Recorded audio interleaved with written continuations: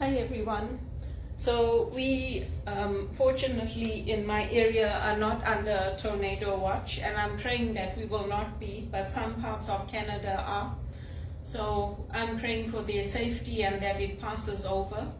It is very frightening how quickly the weather changes. In my area the winds are not that high, so hopefully they stay that way. And today I did the readings for the church. I didn't make it to church this morning, but I did do the readings for the day. And I thought I would focus on the first reading because it's very beautiful. I'm going to read it. And this missal has all the cycles of the year in it, so you can see how big it is. I don't take it to church, but I do follow along and I do the readings. This is a reading from the prophet Hosea. Israel was a luxuriant vine, yielding plenty of fruit. The more his fruit increased, the more altars he built, the richer his land became. The richer he made the sacred stones. Their heart is a divided heart. Very well, they must pay for it. The Lord is going to break their altars down and destroy their sacred stones. Then they will say, "We have no king, because we have not feared the Lord. But what can a king do for us?" Samaria has had her day. Her king is like a straw drifting on the water. The idolatrous high places shall be destroyed, that sin of Israel. Thorn and thistle will grow on the altars. Then they will say to the mountains, "Cover us," and to the hills, "Fall on us." Sow integrity for yourselves. Reap a harvest of kindness. Break up your fallow ground. It is time to go seeking the Lord until he comes to rain salvation on you. The word of the Lord. And then the psalm is, "Constantly seek the face of the Lord." Oh, sing to him, sing his praise. Tell all his wonderful works. Be proud of his holy name. Let the hearts that seek the Lord rejoice. Constantly seek the face of the Lord. Consider the Lord and his strength. Constantly seek his face. Remember the wonders he has done, his miracles, the judgments he spoke. Constantly seek the face of the Lord. O children of Abraham, his servant, O sons of the Jacob he chose. He, the Lord, is our God. His judgments prevail in all the earth. Constantly seek the face of the Lord. And then the gospel acclamation. It's Alleluia, Alleluia. By his own choice the Father made us his children, by the message of the truth, so that we should be a sort of first fruits of all that he created. Alleluia. A reading from the Holy Gospel according to Matthew. Jesus summoned the 12 disciples and gave them authority over unclean spirits, with power to cast them out and to cure all kinds of diseases and sickness.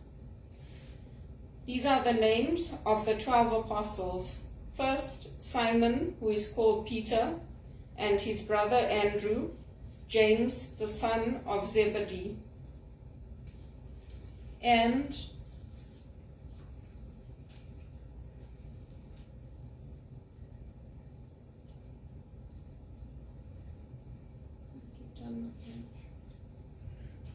his brother John, Philip and Bartholomew, Thomas and Matthew, the tax collector, James, the son of Alphaeus, and Thaddeus, Simon the Zealot, and Judas Iscariot, the one who was to betray him.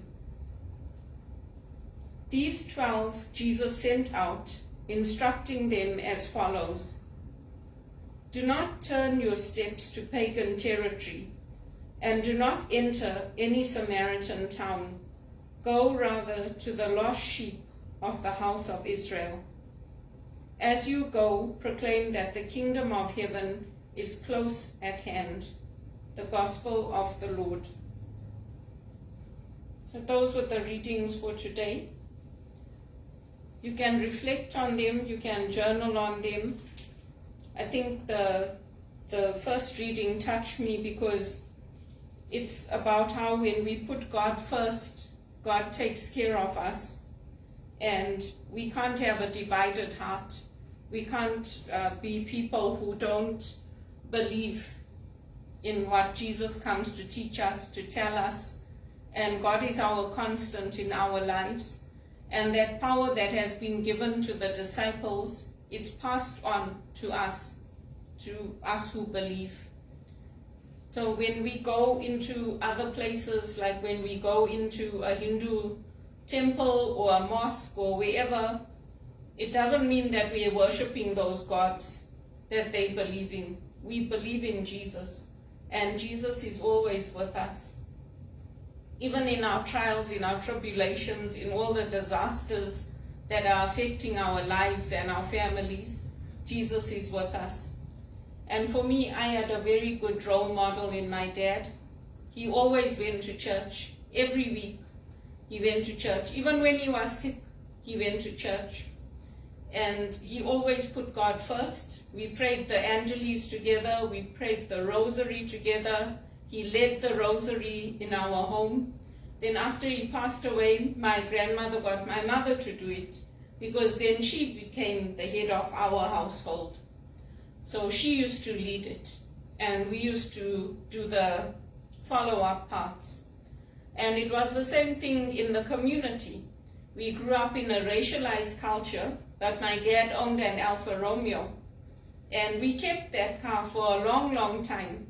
But then when the rains became very heavy, the engine used to get flooded, so it used to cut out. And because it was only us with my mother, it used to be frightening, because sometimes it used to stop in the middle of nowhere and we had to just sit on the side of the road.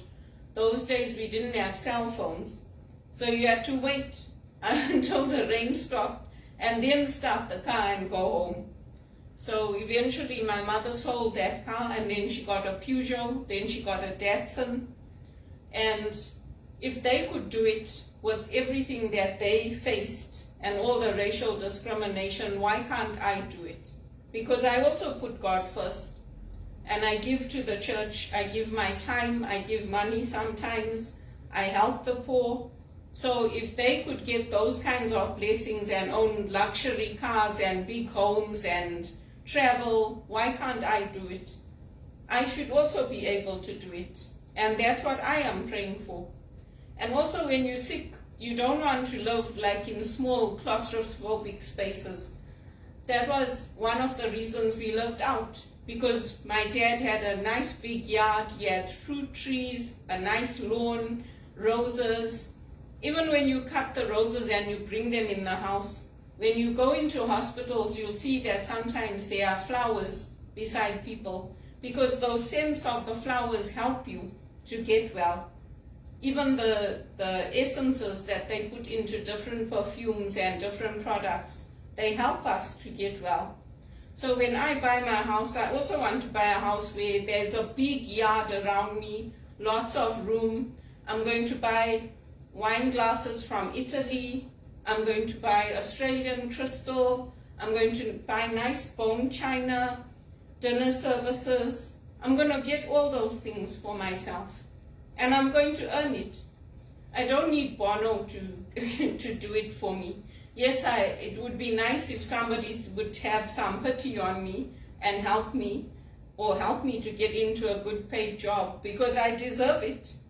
But if they don't want to do it, God has brought me so far, and God will help me to get to where I want to be. Because I didn't study and sacrifice and do all this to land up living in poverty. That was not my end goal. And my end goal was not to become a nun and take vows of poverty. That's also not my end goal. My end goal is like everybody else. It's to do well in life, to be financially successful, to be healthy.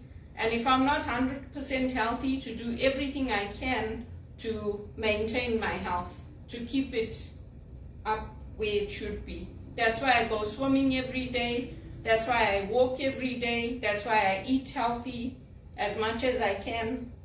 And all those things used to help my dad living out in the countryside. And it helps all of us. When you have a nice big yard, you have your own privacy, you have your own property, you can do what you want in that property. You can take a chair and go sit outside and sleep on your lawn. Nobody's going to come arrest you.